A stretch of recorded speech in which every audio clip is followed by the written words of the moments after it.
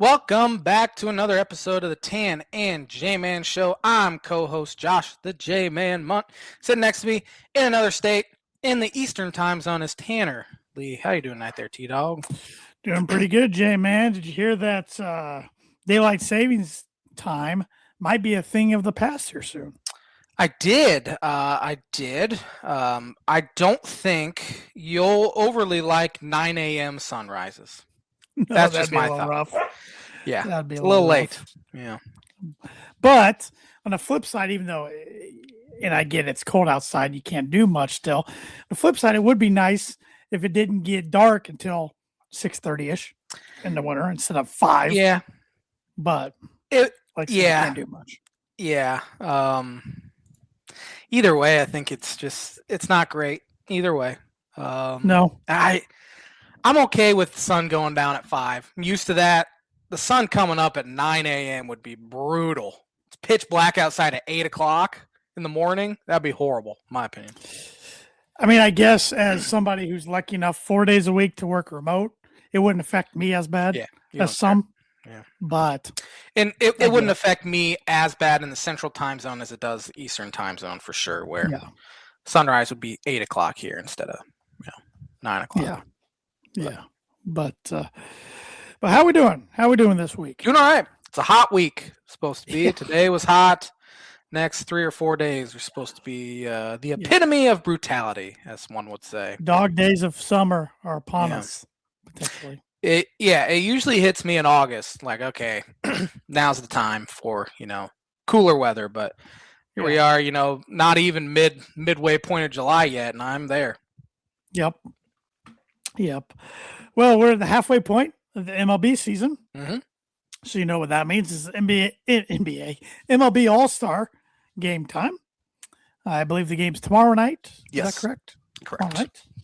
So my birdie or bogey question this week is MLB. I keep wanting to say NBA. MLB All-Star related.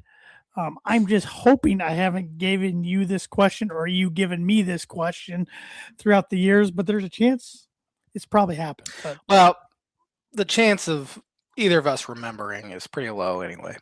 Well, it's pretty cut and dry question here. You're either going to get a birdie or a bogey. There's no chance to get a par.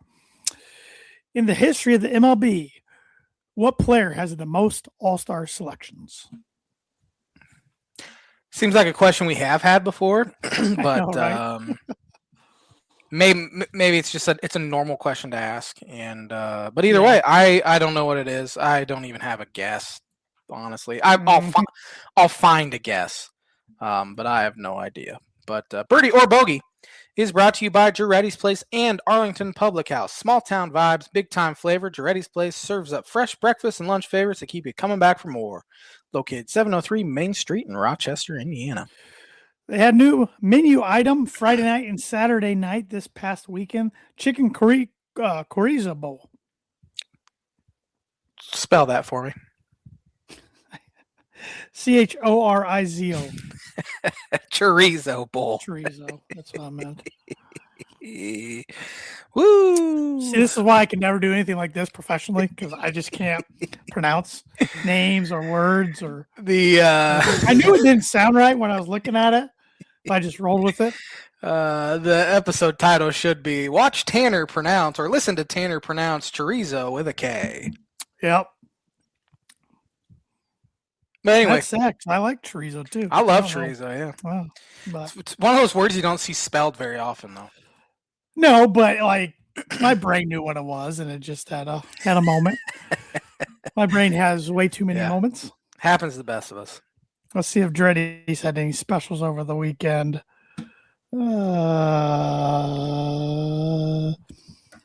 Fried Caesar chicken sandwich, Southwest cream cheese wrap.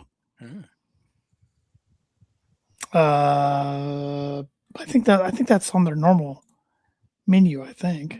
So nothing special, it looks like. But as always, what they got going on their social media looks good.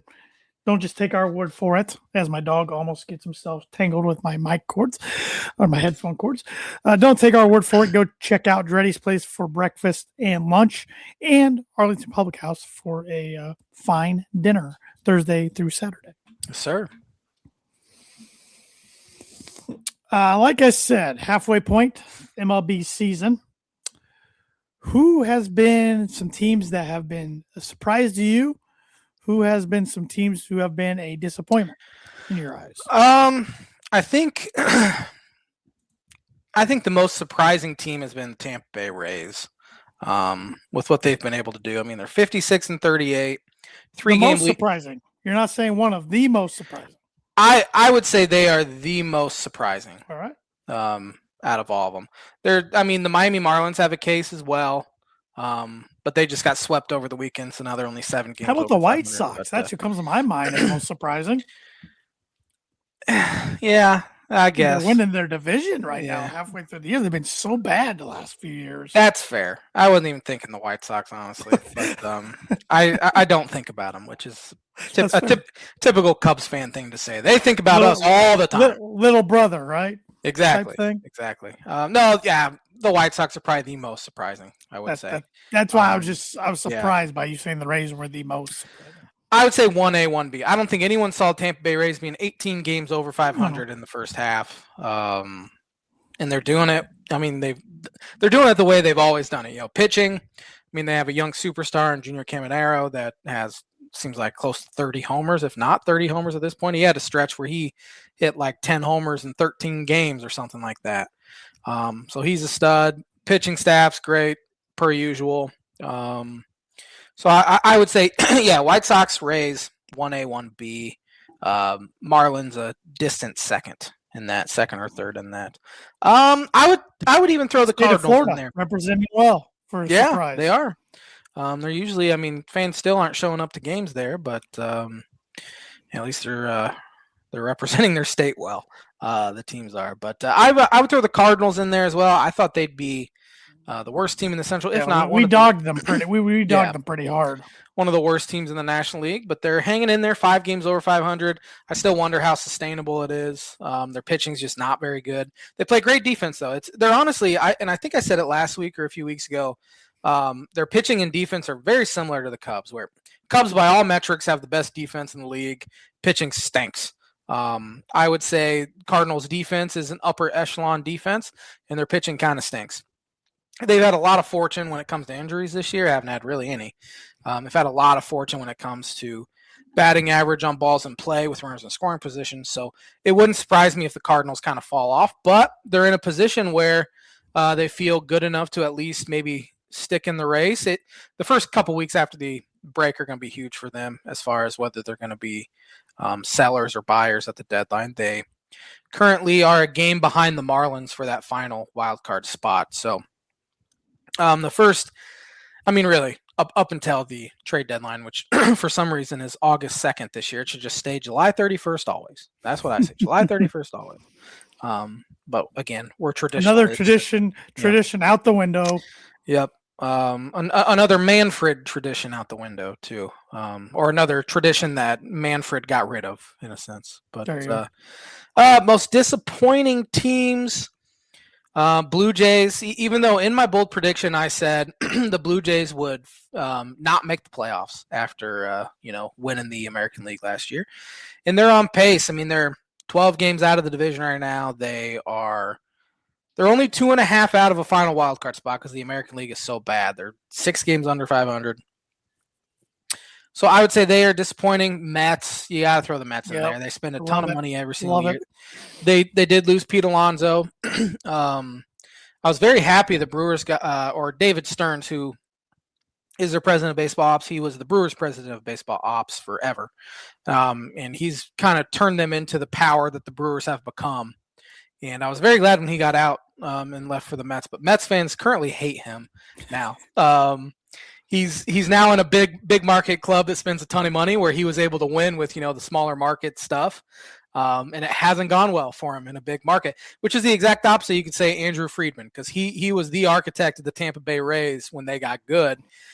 goes to the Dodgers, and you see what the Dodgers have been doing since he's been there. But Mets, very disappointing. Francisco Lindor might be washed at this point. He's looked terrible. Yesterday, he cost him a game. Game-ending double play. Taylor made to him. Botched it. Yep, they end up losing in extra innings. Yeah, every time Mets fans complain about David Stearns, I think they have a typo. And I'm like, why are they talking about the old NBA pitcher who's passed away? Yeah, David Stearns. Yeah, Frank the Tank, our boy Frank the Tank. Yeah. He cannot stand David Stearns, but he, Juan Soto and Francisco Lindor. It seems like they don't get along very well. They even asked Soto about their relationship, and he didn't kind of say much. I know Frank stood up for Soto recently between those two. Soto's having a great year. Yeah. Lindor is not, so it's easier to stand up for the guy that's having a good year. As opposed to Lindor. But they let Pete Alonso go in free agency. He's having an okay year for Baltimore. But I think I said it a couple months ago, but David Stearns all into analytics, which all the front offices are and stuff. But Pete Alonso said they were sitting down, kind of doing contract negotiations. And Alonso said to him, when my career is over and it's being evaluated for the Hall of Fame, you're still going to be messing around. He didn't say messing around. You're still going to be messing around with your computer programs and all that. So that's kind of how Mets fans view David Stearns. So they've been disappointing. Enough. Other than that, I would say Tigers. Yeah, they're still in it though. I mean, 6.5 game behind the White Sox again. They're getting healthier. That division stinks. Scooball's back. They're getting healthier, and they've played some very, very good baseball over the course of, I would say, about 6 weeks or so to kind of get themselves back into contention. And again, that division's wide open. White Sox and Guardians are tied for the top spot there. And again, it'll be huge to see what they do come trade deadline here. But why don't we do a little contender pretender here? I say we do it now, and then we do it again after the trade deadline, because I'm sure that will kind of change some stuff. We can do pretender contender when it comes to playoffs, but we can also do pretender contender when it comes to World Series as well. Starting with the Tampa Bay Rays. Oh, they're definitely a contender for the playoffs. I still, for some reason, aren't buying them as a World Series team. I don't know why, but maybe that's just their history. They've only got there once. Mm-hmm. Twice. Yeah, they've gotten there twice. Which year am I forgetting? COVID year. Yep. Yeah. I couldn't have, yep. Lost to the Dodgers. I was like, they lost to the Phillies in 08. Yep. Man, I could not have told you that. But yeah, I think they'll be in the playoffs for sure. Yeah. Especially with how bad the American League is, they'd really have to tank to miss the playoffs at this point. Red Sox are getting hot. Red Sox have been hot. They've been one of the, if not the best team in July so far, to the point where they're only 2 games under 500 now. They had like the worst record in the American League just a few weeks ago, and they are only a half game behind. Whole city hated them. The Twins the Twins, really? 1, 2, 3, 4. I think the Twins would be in the playoffs if the season ended today. They're 48-49. That's amazing, man. That's amazing. That's pathetic. Wake up, American League. Come on. There's only 2. Well, I think Tampa Bay even has a negative run differential at 18 games. Yeah, that's got to really grind your gears, as Peter Griffin would say. With the Cubs having a really good, not a really good season, but solid. They've turned around to have solid. They've played so solid to where they'd comfortably be in, but still as a wild card. And if they're in the AL, it'd be totally different. Oh yeah, they'd almost be a lock at this point. Right. That's they'd be winning the AL Central by 3.5 games currently. Whatever. There have been seasons where the Cubs have kind of stunk, but they got in the playoffs as well because the NL everything. 2007, they went 85-77 and won the division. So evens out. No, I'm with you. Rays definite contender for playoffs. Obviously, don't buy them for World Series. New York Yankees.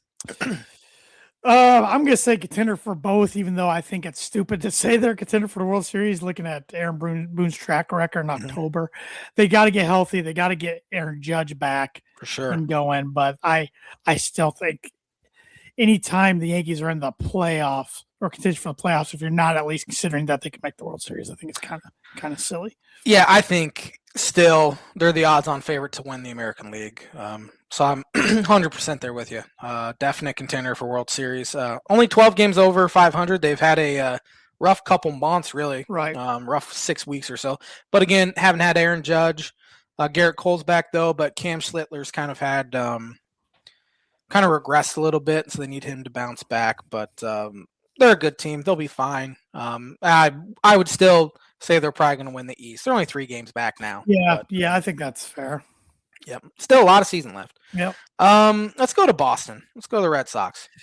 Pretender. I mean, this is a nice little jolt to their fan base and their city before the All-Star break to get their hopes up a little bit, but I don't think they make the playoffs. Yeah, I think they tank after the All-Star break. They had their nice run.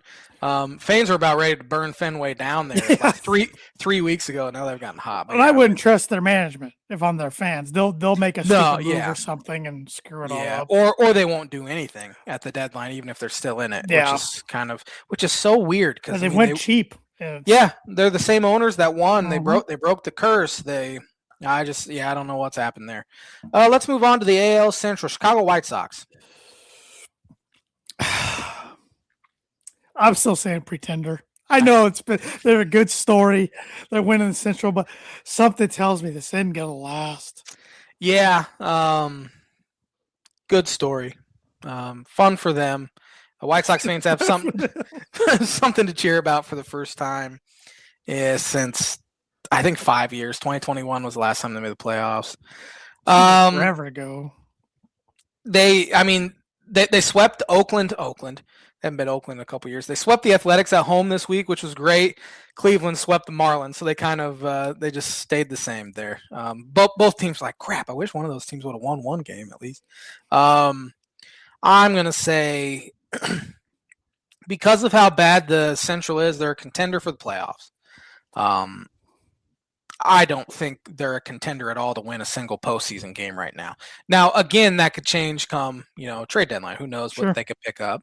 I think they'd be stupid to go all in because you're so young. You don't want to trade away your farm for one season. But again, Reinsdorf, you never know what he's thinking. Yeah. He's always trying to save a buck too. So we'll see. Cleveland Guardians. I'm there with them, like you just said with the White Sox. I think they're a contender for the playoffs, but let's be honest, nobody in the Central is going to be a contender for the World Series. No, nobody is. Cleveland has a better shot than the White Sox do currently. They have a superstar in Jose Ramirez. They have a good pitching.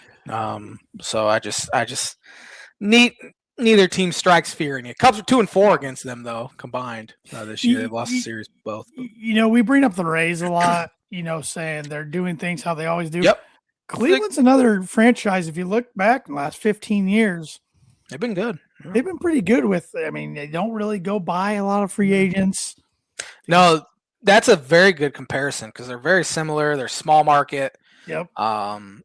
They've built through the farm system very, very well and do a lot of things well, and they get to the playoffs every single year. It seems like they're in it. And no matter what they do, they're overshadowed in their own city by either the Cavaliers being good, especially when LeBron's there, and if he goes back there, and of course the Browns. Even though the Browns are trash, that is Cleveland right there. So yeah, definitely. I don't even want to bother spending time on the Twins under 500, even though they'd be in the playoffs. They're obviously a contender for the playoffs right now, but I think they're a pretender. Right. Overall. How Same far with back? Tigers. I was saying, are Tigers next and Royals last in that division? Yeah, Tigers are 3.5 games behind the Twins, 6.5 games out of the division. Royals are going to sell. They're 21 games under. They've been super disappointing. You know what? I got a weird feeling that the Tigers are going to make the playoffs. I do too. It's going to be reversed from last year. Remember they had the 10-game lead during September, and Cleveland came back and won the division out from under them. So yeah, no, I'm with you. And again, the next couple weeks heading into the trade deadline is going to be huge for them because I think probably the biggest storyline is going to be, will Skubal be traded? Will he hang around? So if they come out guns a-blazing, Cubs host them next week. Tigers can stay in and they could end up being buyers with how bad that division is. Sorry to interrupt you. That's a little, I want to say that's a series, I guess you could say. I'm surprised it's never really turned into kind of a inner division. No, inner league. I cannot talk like inner league rivalry a little bit. Detroit and the Cubs, just pretty close. Yeah, the Tigers don't really have an interleague kind of rival because the Reds in Cleveland do. There's no other National League team in Michigan. The Brewers and Twins are kind of it. Cubs, White Sox, Cardinals, Royals. Maybe they try to make Tigers, Pirates because they're not horribly far. They're further than probably Chicago is to Detroit. Maybe. Could they do? Could they do? It's weird to think, but like Toronto and Detroit. They're in the same league though. Oh, duh! My gosh, I am having a classic. No, it's no. I mean, if they were in the National League, absolutely. Yeah, but they're not. I am having a good one. Looking at the National League, Detroit. Who would they? I would say they're probably closest to Chicago or Pittsburgh, or Cincinnati. But again, no one else. So they're kind of in no man's land there. But I guess for years, Cubs and Tigers probably didn't play a bunch, and now with the new rules, they play every year now. Yeah. But back then it was always if Cubs were not playing the AL Central, they were still playing the White Sox, right? Which is the way it should be. But yes. Tigers are kind of lonely there in the AL Central. But moving on to the AL West, another bad division. It's even worse than the Central. Rangers are currently winning it and they're 49 and 47. I don't believe in them. I think they're pretenders. I agree. Game and a half up on Seattle, who I would say you could probably throw them as one of the most disappointing teams. They got to the ALCS last year. Great pitching, the offense just hasn't been there, which is per usual.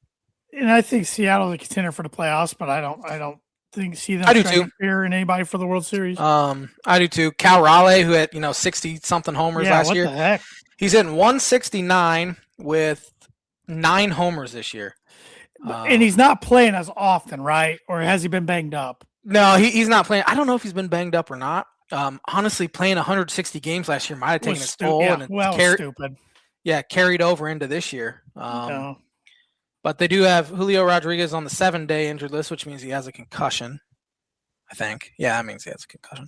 But the pitching staff's usually very, very good. Now, I know they're looking to trade a starter for bullpen help, for back-end bullpen help, because they have a gluttony of starting pitchers there. Good word choice.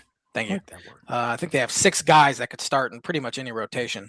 I think Seattle's a bigger contender for playoffs and wild card than the Rangers are. Houston's only a game and a half behind Seattle, but they're. I think they're going to win the division. That's just me just thinking they're going to do what they do, and there we go again type thing. But National League, the Braves 55 and 40. Oh yeah, they're contenders. I think for both. Even though let's be honest, everybody's chasing one juggernaut in the NL. Yeah, but they're a contender for both.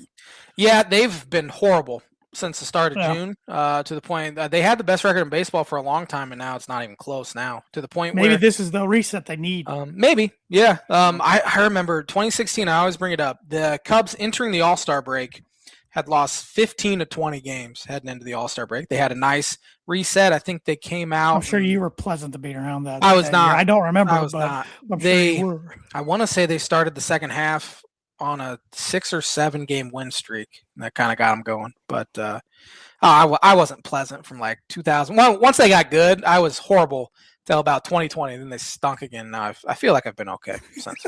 I've also grown up a little bit since then. But no, I'm with you. Braves need pitching though. They need Austin Riley to start hitting like Austin Riley too, because he's been horrible this season. Philadelphia Phillies, they are 11 games over 500, only 2 out behind the Braves. Yeah, I like the Phillies. I do. Half game behind the Cubs for the top. I'll put them in contender for both. I mean, especially with how their pitching sets up. I mean, Christopher Sanchez, he's starting for the National League tomorrow.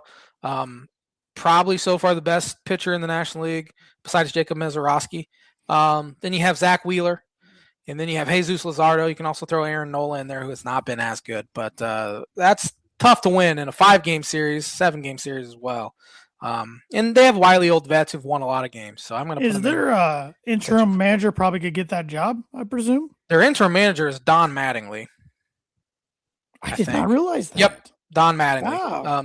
So Rob Thompson, who started the year, went 9-19, and since he got fired, Don Mattingly is 45 and 24. So That's a I good would say, case to get the job. honestly, that's what happened last time. The Phillies fired, who was it? I forget the guy's name, but Rob Thompson was their interim, and he ends up getting the job because they went on a huge run. So yeah, I would say Mattingly has a good shot now for sure. The heck was it? It wasn't Jarrety, was it? I think it was. Was it? I'm gonna go back in their history and see. I know Jarrety was their coach and got fired, and they made the playoffs after they got fired, but I don't know how long ago that was. It was, yeah. 2022. Jarrety, they started the year 22-29. Rob Thompson took over, went 65-46 the rest of the way. They made the playoffs. I didn't realize 2022 they made the playoffs for the first time since 2011. They went 1, 2, 3, 4, 5, 6, 7, 8, 9, 10, 11 years without making playoffs. 2022 minus 2011, 11 years. We're rolling today. Yeah, we are. Yeah, we are. I still rather make that mistake you just made than some of the ones I have. Miami Marlins, upstart Miami Marlins. Contender on both. Yep. Good story, but nah. Yeah, I don't think they're very good. Moving to the NL Central, we have the Milwaukee Brewers. I gotta say they're a contender in both, even though historically they'll choke in the playoffs. But yeah, contender in both, especially with their pitching staff. I mean, but at the same time, Cubs are only 5 games back now. Kyle Harrison on the injured list, Brandon Woodruff's on the injured list, Jacob Mizorowski, they skipped his start yesterday because he has a fatigued arm, which could lead to a fatigued arm. There, which when you're throwing 106 miles an hour, it seems like you'd have a fatigued arm. What would you hit if you went to your backyard right now, got a few warm up tosses, and then you got one at the gun? What are you hitting? 57. I don't even know if I hit 50. I don't know, man. Yeah, nah, you'd hit 50. I remember. I don't know. I don't throw softball very I remember at Columbia Elementary School they had some like field days, like last. Yeah. And they had one of those set up, and I was hitting how old were we in second grade? 8? Yeah. I was hitting 40 something. I think we could hit 50. Sure, that thing wasn't rigged.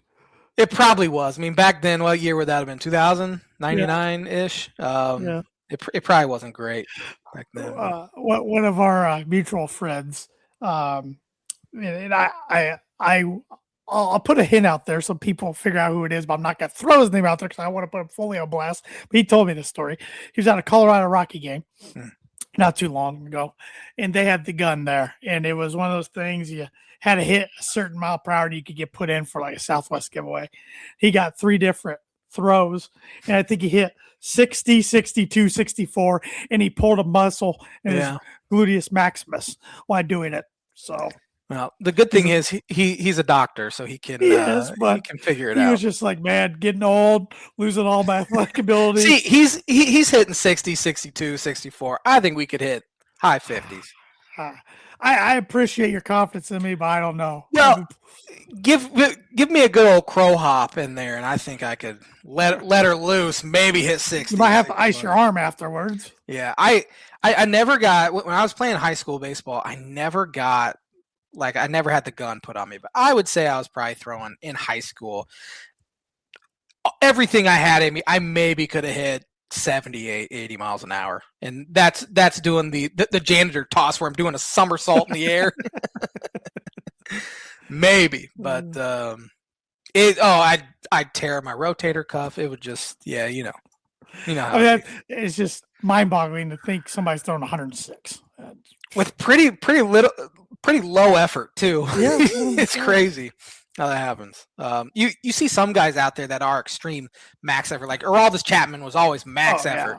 Yeah. Mizorowski's just, it seems like he's barely throwing it. Like Randy Johnson. Yeah, I mean, it never just seemed like he was putting all his effort. I know, and he was throwing 100 back then. You know, it's crazy. No, yeah, I think they're a contender for both. Chicago Cubs. I think they're a contender for both. Contender for playoffs for sure. Their offense is World Series caliber at majority of the time it is. Defense, 100% World Series caliber. That pitching staff's nowhere near. You Maybe have they make some moves.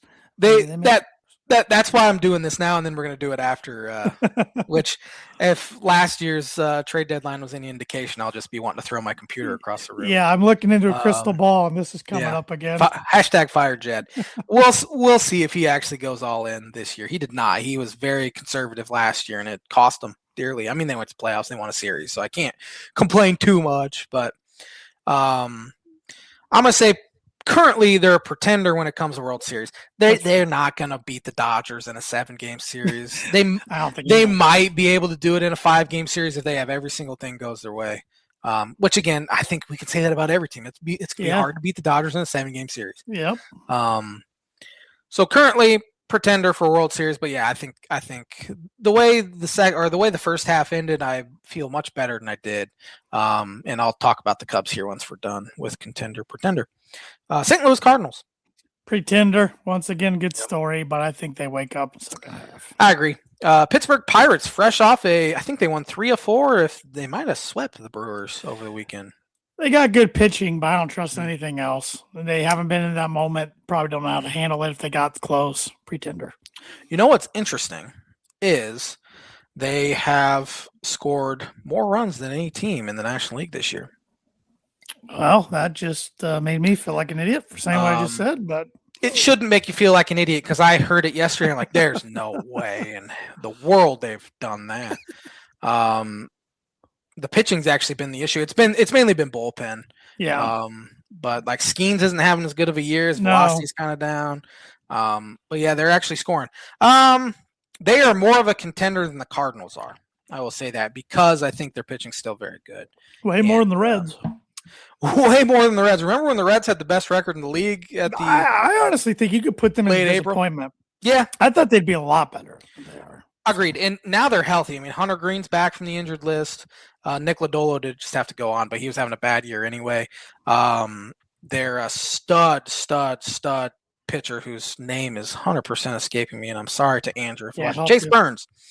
He's 11-1, 2.54 ERA. If you look at the rest of their pitching staff, Andrew Abbott had a great year last year, ERA over 4. Brady Singer, 4.72. Rhett Lauder was supposed to have a breakout year, 4.91. They do. Their bullpen stinks. Their closer has an ERA over 6. That's never good.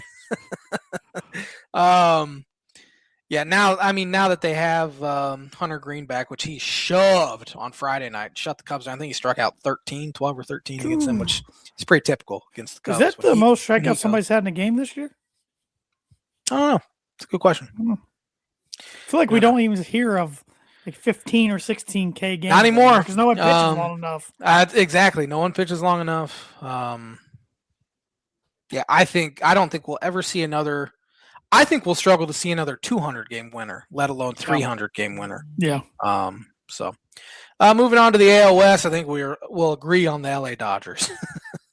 That they are a contender in both. Yeah. Anyone else in the West, maybe a contender? Padres are right at 500. Diamondbacks, they're disappointing. 2 games over. They are disappointing. No, I don't think anybody else. Yep. Padres will be a fascinating team if they really fall off before the trade deadline because maybe they try to trade Mason Miller or Fernando Tatis Jr. or Xander Bogaerts or all these guys have terrible contracts. Bogaerts and Machado especially, and they're having bad years, and they're old. I say they're old and they're our age, which stinks. It's just not fun to say. Both of them were born in 1992. I'm calling them old. In fact, I think they're younger than us when it comes to So before you get the grade in the Cubs' performance so far, loyal viewer of the show, friend of the show, Sean Shriver, said, does Josh have any thoughts on the Cubs picks in the amateur draft this weekend? Does he have thoughts on any other team's picks? I do. I do have some thoughts on the Cubs. They went pitching heavy, which is what they need to do. They'd been position player heavy over the past probably 3 years now. And they went after certain pitch types. Obviously, they want guys that can throw pretty hard, but they like guys that can really spin the baseball. And so that's what they did. First-round pick, Cade Townsend, had a solid year at Ole Miss.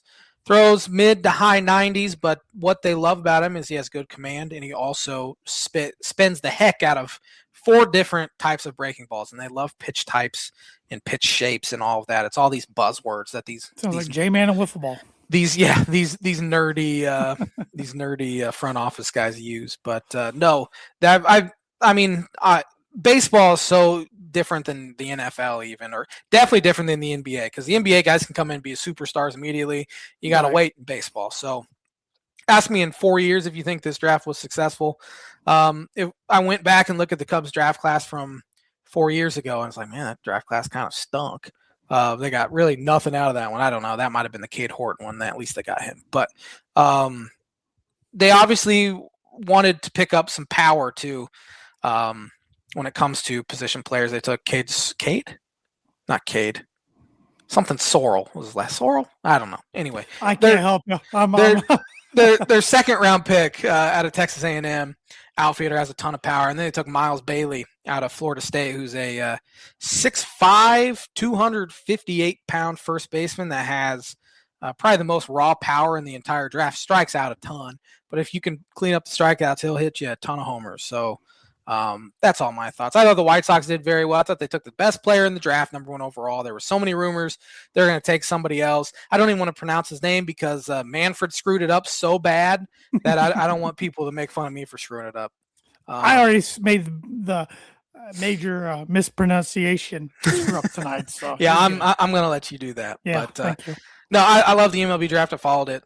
The whole thing, pretty much. I didn't watch the whole thing. I watched up until the Cubs picked in the first round. Then I just checked Twitter every once in a while. And I saw CC Sabathia's kid. Yeah, got drafted real late. Andy Pettit's kid got drafted by the Yankees. Okay. Interesting. That's cool. Yeah. So it's like when we've been at this age for a couple of years now, where in all sports, guys we grew up watching, now their kids are getting drafted. It's like, man.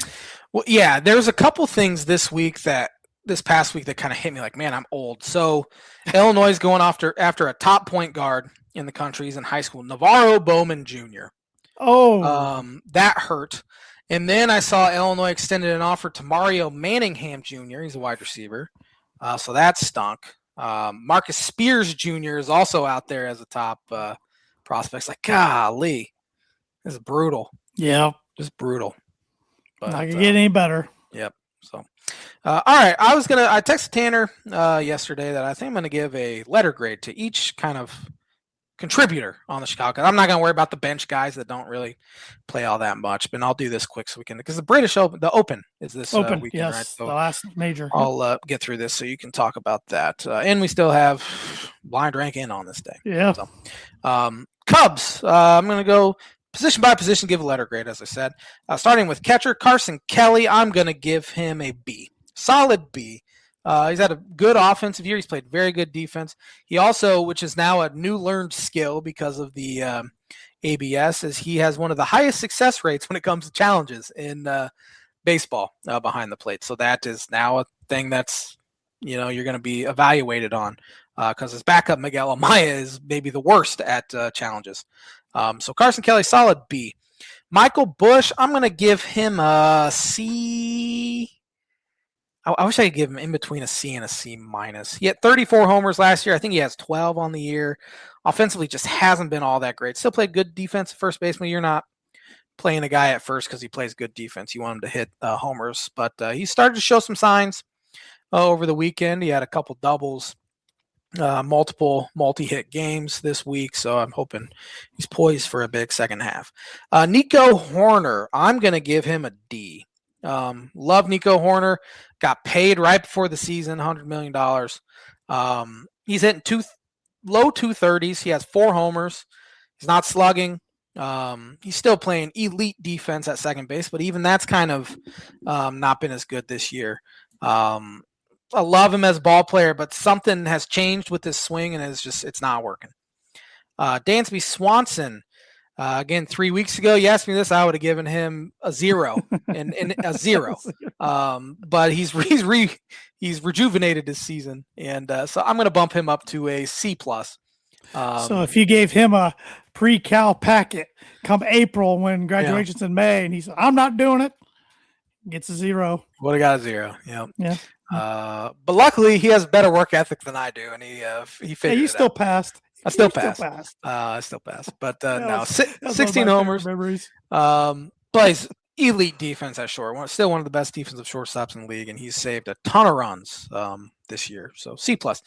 Alex Bregman. If you would have asked me on Friday, even I probably would have given him a D-. But he essentially won him the game on Saturday and Sunday. He had a 2-run homer to give him the lead. On Saturday, they ended up winning by 2.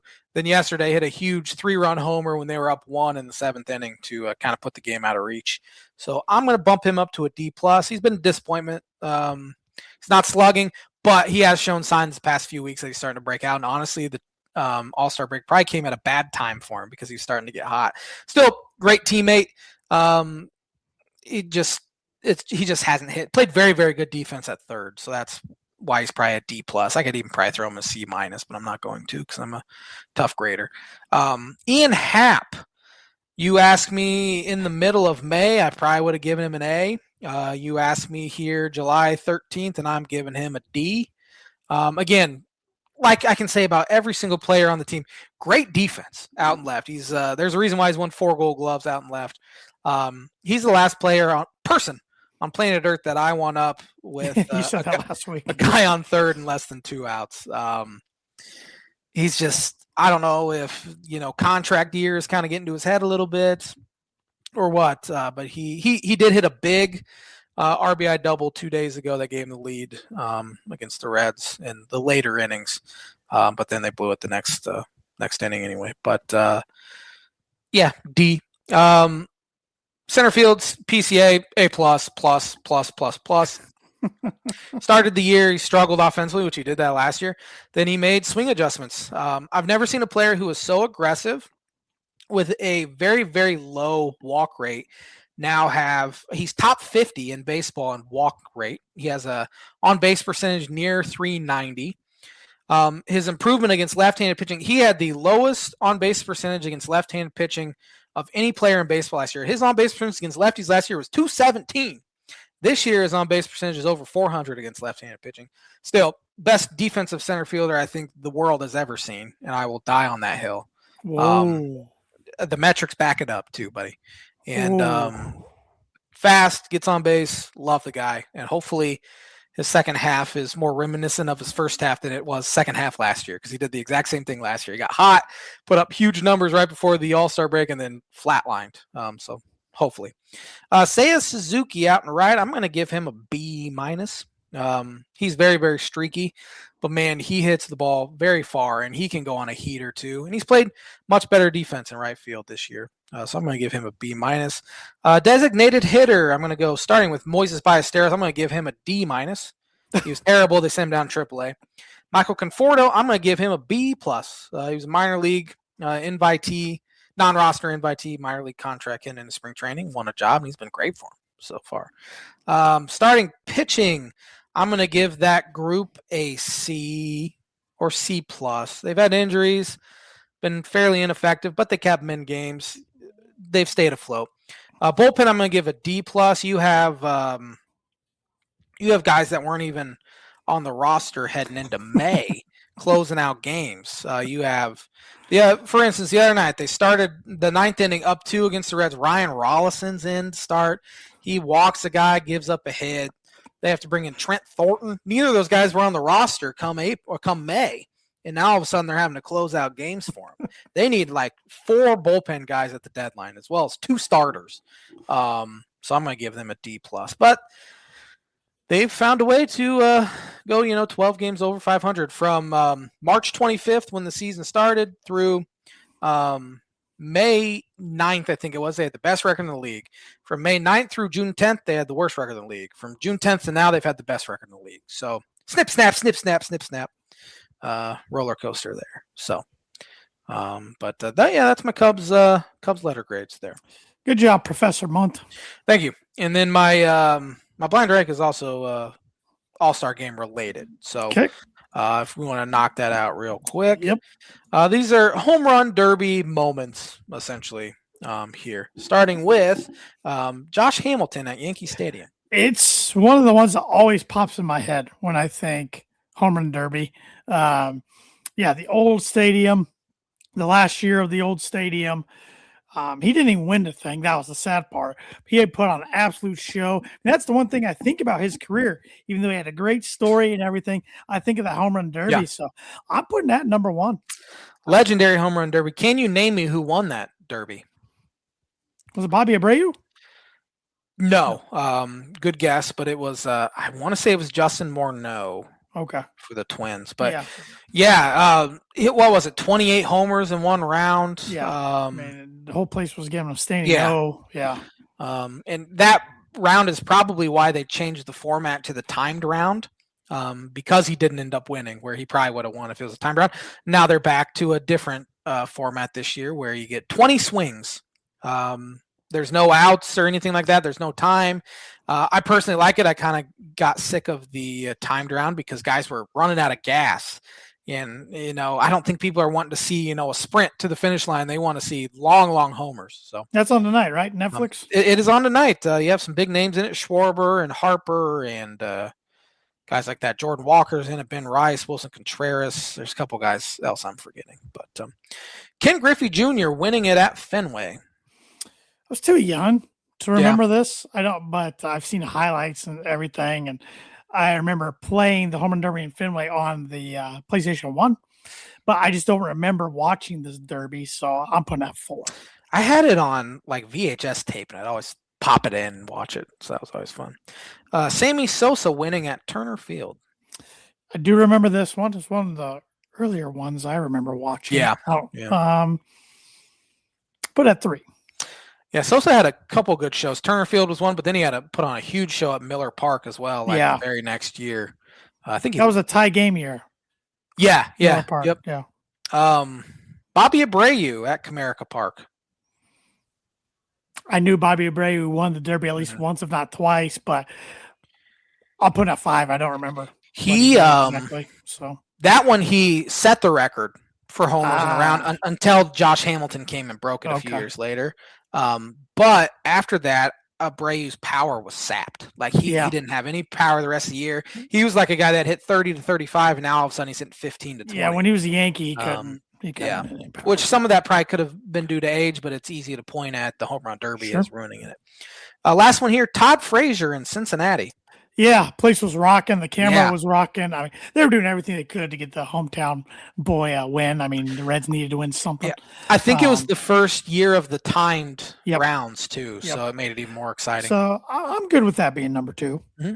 Yeah, I think a couple of us watched it in my tiny little apartment on the lake in Indiana. I remember watching Robinson Cano one with you. Yeah.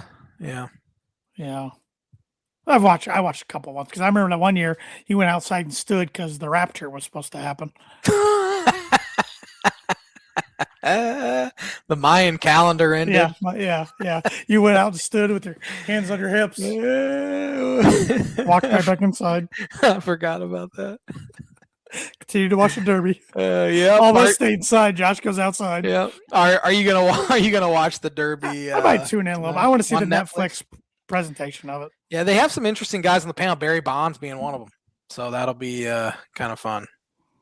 Yeah, I saw the Giants drafted a guy with the last name Bonds. It's his nephew, Peyton, out of Rutgers. Really? Yep, pretty sure it's his nephew or maybe cousin. I don't remember. Okay, I didn't even know he's related, but related somehow. Yep. Cool. Good blind rankings list. I like that. I remember most of those, so I like that one. That's brought to you by, like as every week, Proforma Prince 2 Promo Group. If you're looking for a trustworthy, dependable resource for next trade show, company picnic, or sales meeting in 2026 or 2027, Proforma Prince 2 Promo Group has over 50 years combined experience in promotional products and commercial print. They strive for fast and efficient response to all your print needs, so you need to look no further.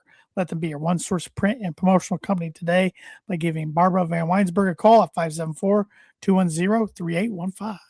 Yeah, the Home Run Derby contestants are Kyle Schwarber, Bryce Harper, Junior Caminero from Tampa Bay Rays, Munetaka Murakami from White Sox, but I think it's stupid he's in it because he just missed like four weeks due to injury. It just came back. Jordan Walker of the Cardinals, Jack Caglianone, I always forget how to pronounce his name, from the Royals, Wilson Contreras, Red Sox, and Ben Rice from the Yankees. Who you got?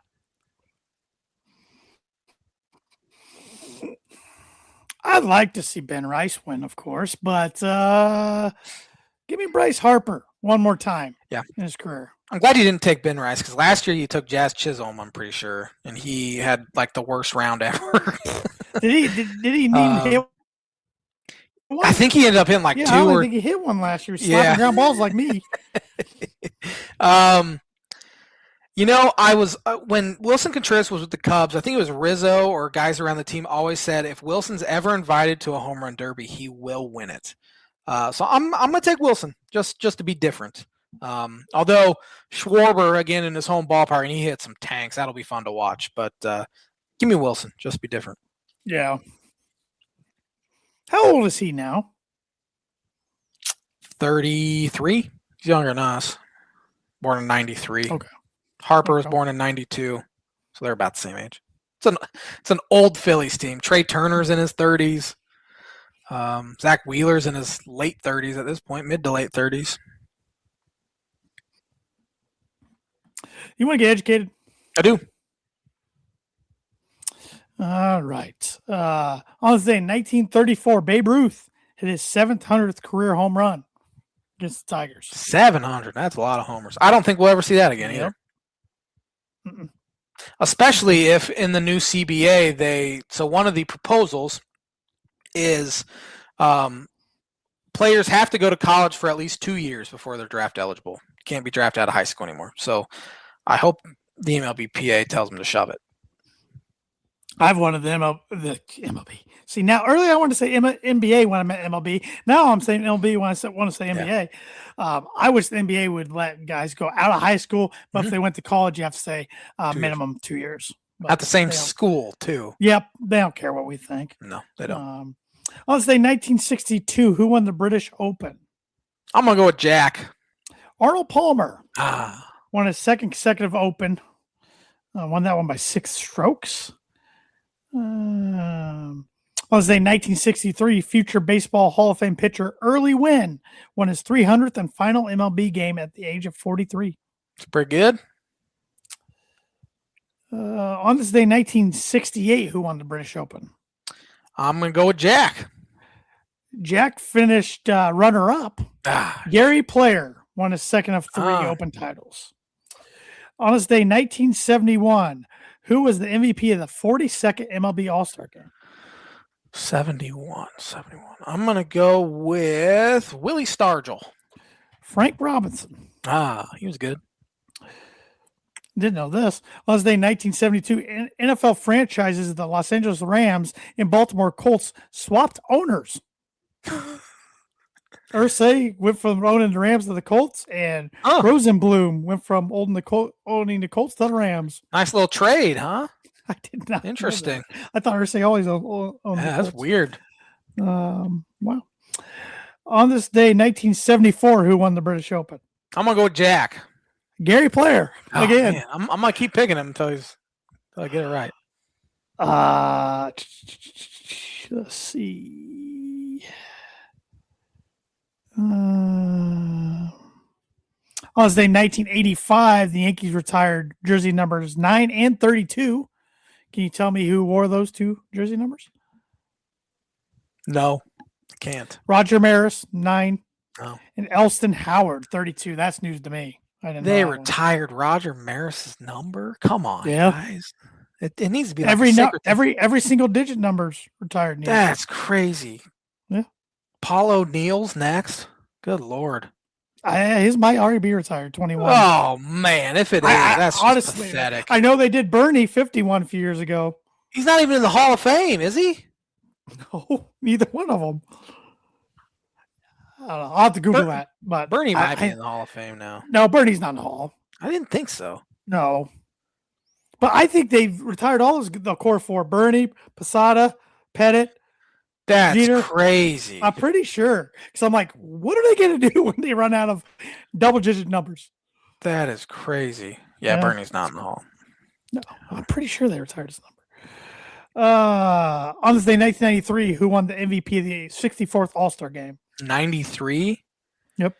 93. Bonds? Griffey? Kirby Puckett. Oh, man. Who was the All-Star MVP in 99, the 70th? McGuire. It was Pedro Martinez. Really? Struck out the first 4 batters. Billy Martin, Jeter, Ruth, Gehrig, DiMaggio, Torrey, Yep. Mantle, all Yep. makes sense. Yeah. Bill Dickey, Roger Maris, Phil Rizzuto, Thurman Munson, again, makes sense. He died. Whitey Ford, Jorge Posada makes no sense. Paul O'Neill's is Told you. I told you. doesn't make any sense. Don Mattingly doesn't make any sense. Elson Howard doesn't make any sense. Casey Stengel doesn't make any sense. Martin Rivera makes sense. Reggie Jackson makes sense. Pettit doesn't make sense. Guidry doesn't make sense. Williams doesn't make CC Sabathia doesn't make any sense. A lick of sense. Some things need to be sacred. There you go. They got other MLB All-Star games, but it doesn't tell me who the MVPs were. What So I years? can't- 04 and 2010. I don't even have a guess. 04, I think, was in Houston. It was, and then the other one was in Anaheim. Yeah.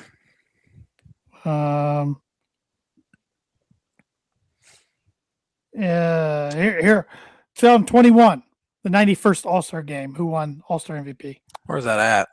It was in Coors Field in Denver. Really? Man, I don't remember that one at all. The AL won their 8th in a row that year. American League. I mean, Judge Vlad Guerrero Jr. Jr., really? I don't remember that being in Coors at all. Wow. Where Yeah, was it last probably- year? Seattle last year, right? Or was Yeah. that 2 years ago already? I I think that was it was last year. What? No, 2 years ago already was Seattle. Last year was Atlanta. I You're think it right. was 2 years ago that Jazz played. No, I think Jazz was in the home run derby last year. They all run together. They do. I don't know. They all run together. But that is the On This Day segment, which is brought to you by, like us every week, Blue River Digital. Blue River Digital is a full-service smart marketing agency. They help businesses simplify marketing and grow with intention. Their focus is on systems, strategy, and long-term results, not hype or one-off tactics. They offer digital marketing, website development, graphic design, printing and direct mail, signage and vehicle graphics, corporate apparel, promotional items, and AI and automations. They work with small, medium, and large businesses spanning across the United States with a strong presence in northern Indiana. Contact them today at 260-248-2749 to see how they can help you and your business with your digital marketing. The Open Championship, it'll always be the British Open to me. The 4th and last major of the year is this week. It's hard to believe it's already that time. Where is this one at? I believe it's at Royal Birkdale for the first time since, Royal Birkdale for the first time since 2017. I don't know what number of Open Championship this is. It's a lot. Scotty Scheffler is the favorite. Rory McIlroy he just missed the cut first time this year, I believe, because a lot of the events he's played in. First time since signature 2022. Yep. That might not be a bad thing, though, honestly. Get out of the system. This is the 154th playing of the Open Championship. Just a little old. Rory second.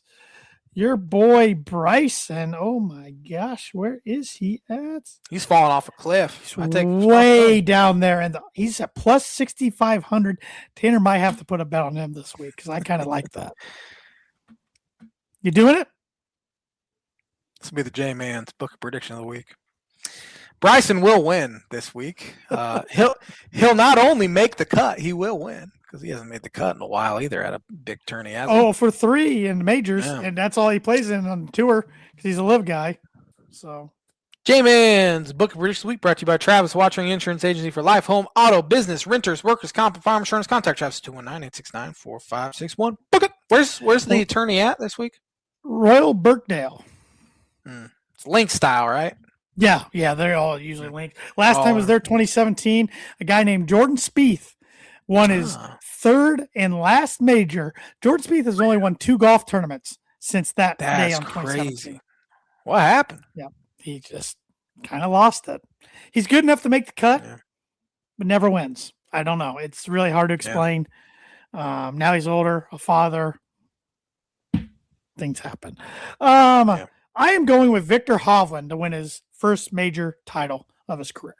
So, who are you going for? You broke up a little bit. Victor Hovland.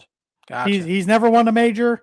He won the playoff a few weeks ago against Scotty Scheffler, I forget what tournament that was off the top of my head.